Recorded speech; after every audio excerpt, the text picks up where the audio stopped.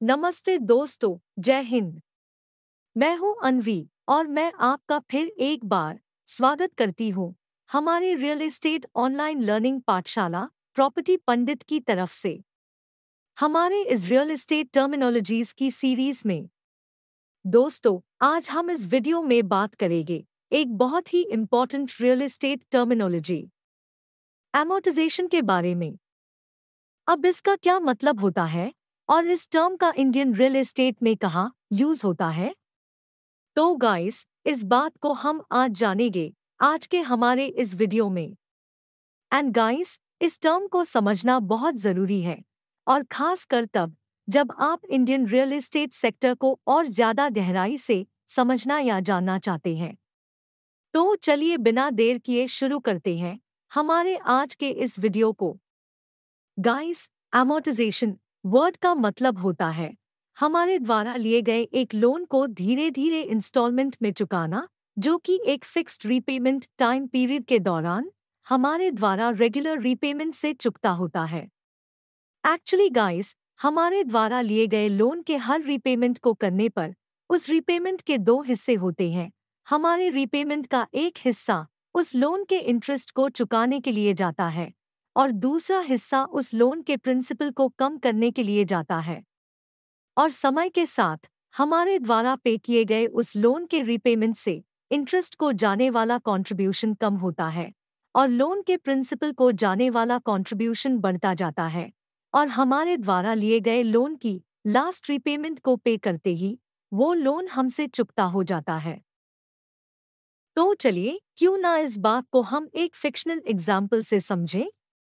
आप इमेजिन कीजिए मिस्टर पटेल को, जो सूरत में रहते हैं और वो एक प्रॉपर्टी खरीदने का फैसला करते हैं जिसकी वैल्यू 60 लाख रुपीस है, लेकिन उनके पास सिर्फ 10 लाख रुपीस ही हाथ में सेविंग है। तो रेस्ट ऑफ द पेमेंट को कवर करने के लिए उन्होंने 20 इयर्स के टाइम पीरियड के लिए 8% के एनुअल रेट ऑफ इंटरेस्ट पर बैंक से 50 लाख रुपीस का होम लोन लिया और उनके होम लोन के अप्रूव होते ही एमोर्टाइजेशन की प्रक्रिया शुरू होती है और फिर बैंक उन्हें एमोर्टाइजेशन शेड्यूल देता है। ये एमोर्टाइजेशन शेड्यूल क्या होता है और इस शेड्यूल का क्या फ़ायदा होता है? गाइस, ये हम हमारे इस इंडियन रियल एस्टेट की टर्मिनोलॉजीज़ की सीरीज़ के नेक्स्ट वीडियो में डिटेल में जानेंगे। तो जैसे ही मिस्टर पटेल को ये शेड्यूल मिलता है, वे क्लियर हो जाते हैं कि उन्हें इस लोन को कैसे बैंक को रीपे करना है। सो गाइस, इस वीडियो में आगे बढ़ने से पहले मैं आप सभी को बताना चाहूँगी कि बहुत ही जल्द हमारी रियल एस्टेट डिजिटल पाठशाला की न्यू बैच स्टार्ट होने जा रही है और अगर आप भी इंडियन रियल एस्टेट को और ज़्यादा गहराई से जानना या सीखना चाहते हैं तो आप नीचे डिस्क्रिप्शन एंड पिन कमेंट में दिए गए लिंक को क्लिक करके हमारे टेलीग्राम चैनल या व्हाट्सएप ग्रुप को ज्वाइन कर सकते हैं, जहां हमारे कोर्स से रिलेटेड सारी जानकारी आपको प्रोवाइड की जाएगी।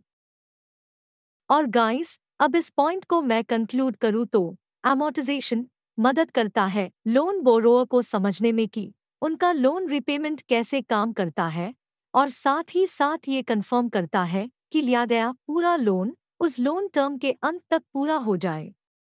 और गाइस, यहाँ ध्यान देने वाली बात यह है कि लिए गए लोन के शुरुआती सालों में लोन रिपेमेंट का एक मेजर पोर्शन उस लोन के इंटरेस्ट को रीपे करने में जाता है, इसलिए शायद आपको कुछ समय तक आपके लिए गए लोन के प्रिंसिपल अमाउंट में कुछ खास कमी ना दिखे। बट फ्यूचर में आप हर रीपेमेंट के साथ उस लोन को क्लोज करने के तरफ और अपनी प्रॉपर्टी के पूरे अधिकार की तरफ बढ़ रहे होते हैं। सो एट द एंड मैं आप सभी से सिर्फ इतना ही कहना चाहूँगी गाइस कि if you found this video informative then please like and share this video, subscribe to our channel and press the bell icon. और गाइस, हम बहुत ही जल्द एक new Indian real estate terminology का एक्सप्लेनेशन वीडियो आपके लिए लेकर आ रहे हैं। तब तक के लिए स्टे ट्यून्ड विद अस। जय हिंद।